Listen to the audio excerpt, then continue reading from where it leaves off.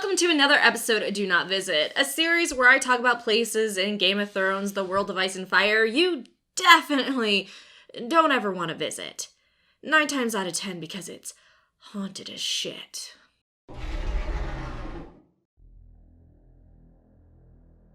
So you may remember Hardhome.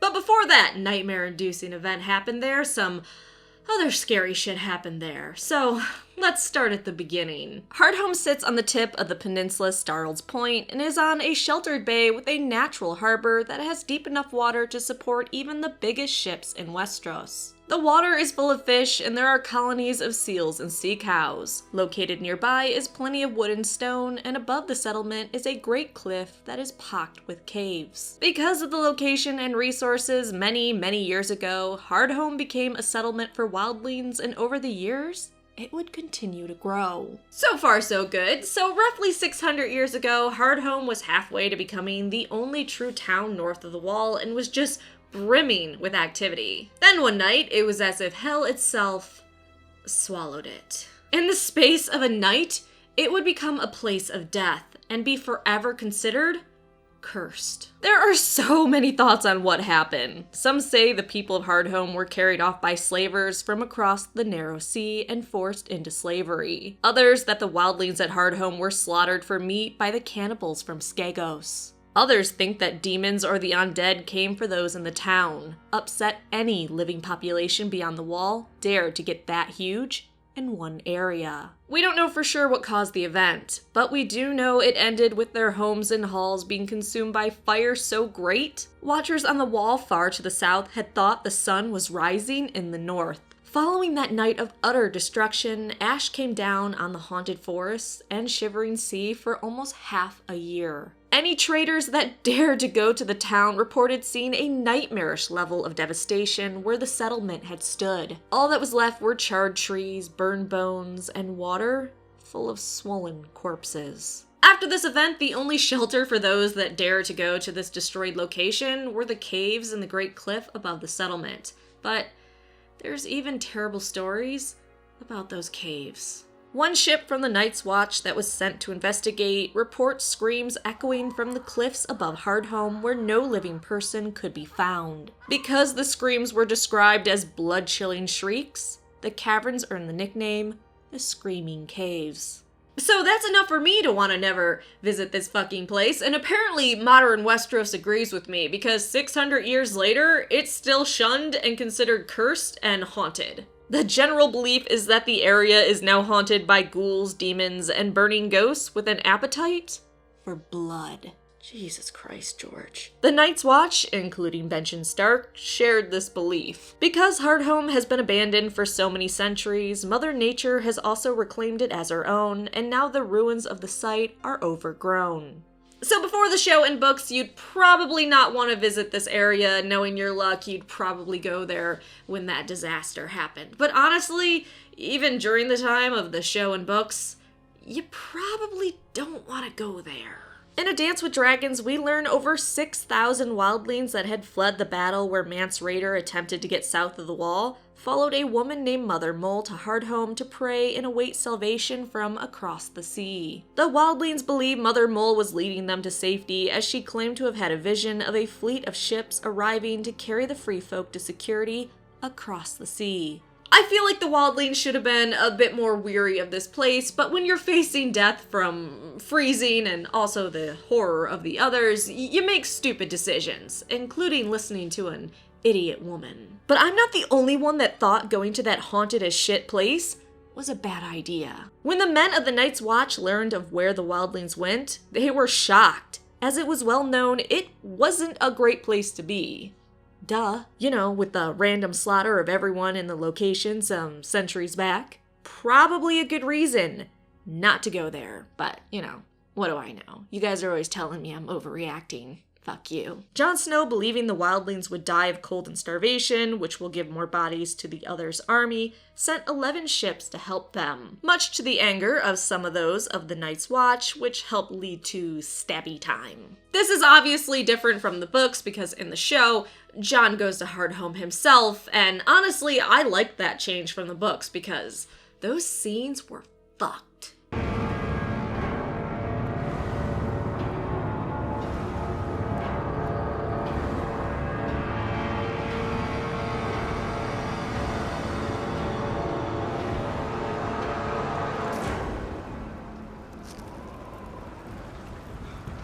George makes us guess what happened at Hardhome, but the show's like, nah, they did. Unfortunately, in the books, slavers got to Hardhome before Jon's ships did. 2 ships from Essos had been driven north by a storm and anchored off of Hardhome and noticed the wildlings. As the wildlings were starving and freezing, they let the slavers take their women and children, obviously not knowing what they were until too late. As soon as the ships were out to sea, the slavers made them go down below and roped them together. Thousands more wildlings were at Hardhome waiting for rescue, and it is believed the slave ships wanted to go back for them. But they wouldn't get the chance because after that unfortunate event, the ships Jon sent to rescue the wildlings, led by Cotter Pike, finally arrived at Hardhome. This is when one of the creepiest letters gets sent to Jon, just absolutely chilling. So after his arrival, Pike sends a letter to Jon written by a maester. He says, "At Hardhome, with 6 ships, wild seas, Blackbird lost with all hands, 2 Lyseni ships driven aground on Skane, Talon taking water. Very bad here. Wildlings eating their own dead things in the woods. Bravosi captains will only take women, children on their ships, which woman calls us slavers. Attempt to take Stormcrow defeated, 6 crew dead. Many wildlings. 8 ravens left. Dead things in the water. Send help by land. Seas racked by storms." I don't know about you, but dead things in the water sounds really fucking scary. What are those dead things in the water? Are they whites? Are they reanimated sea life controlled by the others? White sharks? But it gets worse. Melisandre in the books even has a vision about the wildlings at Hardhome, and funny enough, it's actually what I consider to be one of her scariest visions. In her vision, Melisandre sees snowflakes swirling from a dark sky and ashes rising to meet them, gray and white whirling around each other as flaming arrows arced above a wooden wall and dead things shambled silent through the cold. Beneath a great cliff where fires burned inside 100 caves. Then the wind rose and the white mist came sweeping in, impossibly cold, and one by one the fires went out. Afterward, only the skulls remain. Okay, imagine what happened. It began to snow at Hardhome. The others were coming. Their dead were slowly and silently marching towards the town. The wildlings huddled around their fires as the wind rose. The snow came down harder and it became impossibly cold. Impossibly cold for the wildlings. Those fuckers spend their entire life in snow. Imagine too cold for them. Then their fires go out, and all that's left are skulls. Or death.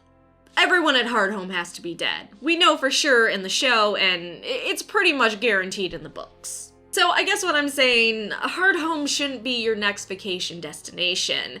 Every time a large population forms there, they get wiped out. Which, I guess you could go by yourself when a large population isn't there, but why?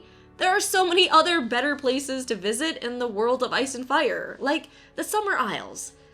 They're freaks in the sheet over there. If you do go to Hardhome, though, can you get a selfie with another and send it to me? I would love that.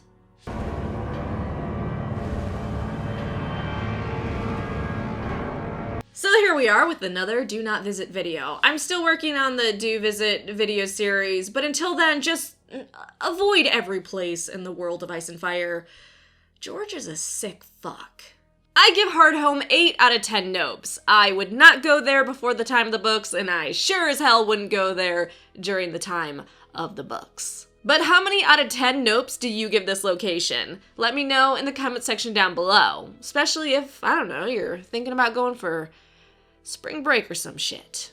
In that case, can I be in your will? Please? Thanks for watching. Make sure you like, subscribe, and come back for more videos.